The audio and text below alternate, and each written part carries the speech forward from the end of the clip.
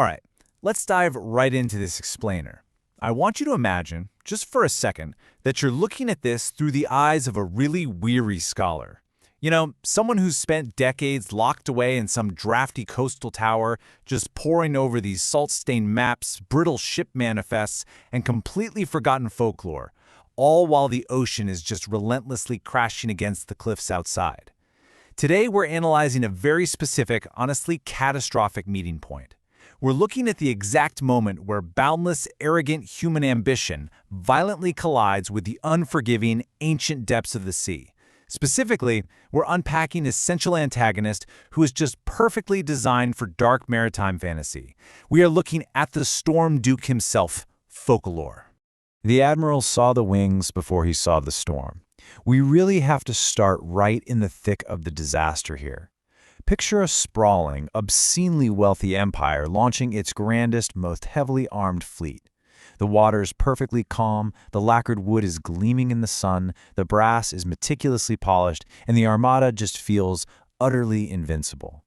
But then, the horrifying moment arrives. The Admiral looks up from his charts, and these massive griffin wings unfold over the horizon like torn pieces of night, literally blocking out the sun entirely. They're way too vast for any normal bird and entirely too silent for any angel. It's this moment of tragic, majestic realization, right? The Admiral understands in a split second that this isn't some natural weather event, and it's not just simple violence either. It is an execution.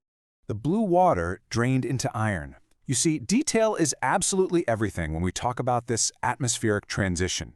You take a perfectly calm, ordered fleet and you just plunge it into unnatural naval ruin. The sea literally loses its color. It bleeds from this vibrant blue right into a flat, heavy iron gray.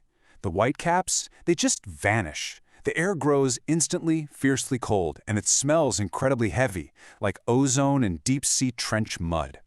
Even the seagulls abandon the ships, crying out just once before fleeing frantically for land.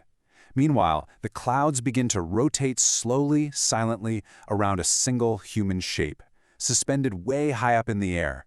And then comes that absolute, terrifying silence right before the first massive oak mast snaps without a single breath of wind. The sea doesn't just rise as a wave, it rises as a final verdict. So, that brings us to part 1, the winged storm gathers. And rolling right along into part 2, Duke of the Ars Goetia. So, if we look back at the traditional Ars Goetia, which is this legendary literary demonology text, Focalor is listed specifically as the 41st spirit. He holds the really formidable rank of a great duke, and he commands 30 legions. Now, when you think of 30 legions in a maritime context, don't just picture your standard foot soldiers. You need to think of 30 legions of drowned souls, localized squalls and rogue waves, all just waiting at his beck and call. He's recorded as a man with griffin-like wings, heavily associated with shifting winds, tempestuous seas, and the deliberate overturning of ships of war. Honestly, it's one of the most visually cinematic, awe-inspiring descriptions in the entire folklore tradition. Focalor is defined as a figure of contained catastrophe, a storm waiting behind a command. But there's a fascinating catch in the lore here, and it makes for a brilliant anchor for storytelling. The traditional narrative frame actually places a strict restraint on his massive violence. Basically, he doesn't harm anyone unless he's given direct permission to do so. That single little detail elevates him completely. He goes from being a spirit of chaotic, mindless destruction to a figure of heavily contained consequence. He's a storm waiting patiently behind a command. He is absolute disaster, but held tightly in a closed fist. Moving on to part 3, Ambition versus the Ancient Sea. This archetype really thrives on a powerful, tragic juxtaposition. On one side, you have the artificial certainty of human naval systems. Think order, discipline, empire, brass. A galleon or a warship represents all of that, right? Strict military ranks, trade, conquest. It's basically humanity attempting to impose lines and borders on water. But on the flip side, beneath that fragile veneer of civilization lies the older world. We're talking depth, weather, memory, and indifference. The suffocating depth, the unpredictable weather, the deep memory of the earth, and above all else, the utter, crushing indifference of the sea. So when Focalor overturns a mighty warship, it isn't merely physical destruction. It is the philosophical defeat of human certainty by a vast, ancient force that simply cannot be negotiated with and certainly can't be bought with gold. As a scholar reviewing the aftermath of these localized apocalypses, the recurring details really paint a chilling picture of his tragic and judgmental maritime Gothic aesthetic. We are talking about mountainous, black-green waves that can swallow hulls whole, the sharp silhouette of griffin wings cast against storm-gray clouds, silent silver lightning striking over splintering masts. And then there's the eerie aftermath, right? Moonlit wreckage just drifting aimlessly in deep, cold water. Expensive, heavily embroidered imperial banners drowning in the abyss, and those small, tragic accents of rapidly corroding brass slowly sinking into the dark. It's an atmosphere that is just absolutely dripping with doom and ancient majesty. All right, let's get into part 4, the politics of catastrophe. The deepest horror is the person who chooses to unleash him. Because Focalor actually requires permission to act, he is incredibly vulnerable to being used as a political tool. And this leads us to a profound moral dilemma. What happens when political leaders, completely blinded by their own ambition and petty territorial disputes, attempt to weaponize these ocean currents for their own gain? When a king or some naval commander asks Focalor to drown their enemies, the throne brutally learns that the sea defines the word enemy very differently than a politician does. Human commanders genuinely believe they can weaponize nature to win their little wars without any consequence. But the sea doesn't care about your national flag, your treaties, or your politics. So the true horror isn't the demon at all. The deepest horror is the ambitious ruler who coldly chooses to unleash him. Which naturally poses a really sharp, haunting moral question. Can destruction be justice when it swallows the guilty and the innocent together? It's something to really chew on when you're exploring this dark folklore. I mean, can destruction truly be justice when it swallows the guilty and the innocent together in the exact same mouthful of salt water? This is the terrifying reality of having a storm held in a closed fist. Because once you give the order to open that fist, you surrender absolutely all control over where the silver lightning strikes. This brings us to part 5, Flaw of Absolute Judgment. He sees all ambition as deserving shipwreck. Dissecting the psychological core of this antagonist reveals a deeply compelling, yet frankly broken personality. He isn't just chaos without limit, he is a judge, but his judgment is fatally flawed. Focalor's absolute judgment targets human arrogance, yes, but he sees all ambition, literally any military presence on the water, as a crime deserving shipwreck.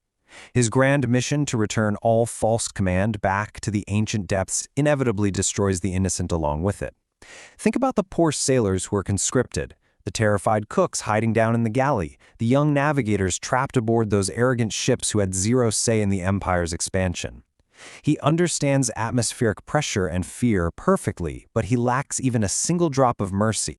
Airborne judgment over the sea, neither fully bird nor beast. Those wings are a massive, inescapable part of his identity, and they add such a fascinating symbolic layer. The griffin is historically a creature of royal power, fierce guardianship, and insurmountable height. So by placing the wings of a griffin on a storm duke, he literally becomes airborne judgment. He is the ultimate divine executioner of arrogant fleets.